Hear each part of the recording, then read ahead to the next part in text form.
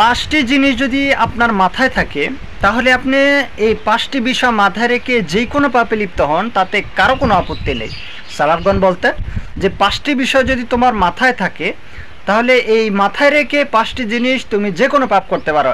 এক, যে তুমি আল্লাহর দেওয়া রিজিক ভক্ষণ করবে না, আল্লাহর জমিনে আল্লাহর দেওয়া রিজিক থেকে তুমি বিরত থাকবে। অথচ আমরা কোরআন কারিমে আল্লাহ তাআলার কথা অনুযায়ী জানতে পারি, আল্লাহ তাআলা বলছেন ওয়ামা মিন দাব্বাতিন ফিল আরদি ইল্লা আলাল্লাহি রিজকুহা। আল্লাহ তাআলা বলছেন এই পৃথিবীতে এমন কোনো বিচরণশীল জীব নাই যার রিজিকের দায়িত্ব আল্লাহ তাআলা নেননি।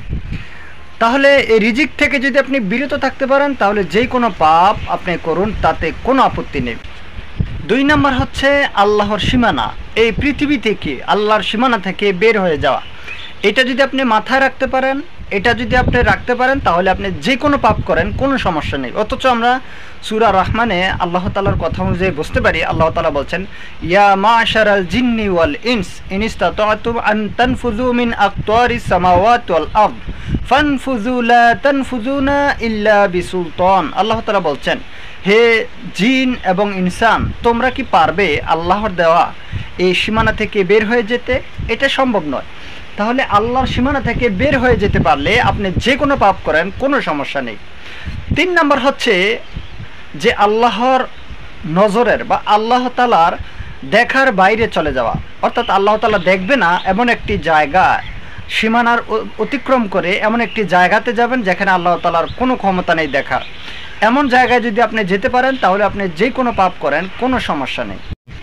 চার নম্বর হচ্ছে রূহ কবজ করার জন্য যখন মালাকুল মউত আসবে তখন তাকে আপনি বাধা দিবেন যে আমার রূহ কবজ করতে তুমি পারবে না। মালাকুল মউতকে বলা হবে যে আপনি আমার রূহ কবজ করতে পারবেন না, আপনি চলে যান। তাকে আপনি বাধা দেবেন, আপনি জোর জবরদস্তি করবেন আপনার রূহ যেন সে কবজ করতে না পারে। পাঁচ নম্বর হচ্ছে যে যদি আপনি মৃত্যুবরণ করেন, আল্লাহ তাআলা যদি আপনার জন্য শাস্তি দেওয়ার বিধান রাখেন তাহলে আপনি সেই শাস্তি যেন আল্লাহ তাআলা না দিতে পারে সেটার জন্য আপনি সর্বোচ্চ চেষ্টা করবেন। অর্থাৎ আল্লাহ তাআলা যেন কোনো ক্রমেই আপনার শাস্তি দিতে না পারে, আপনি জাহান্নামে যেতে অস্বীকার করবেন।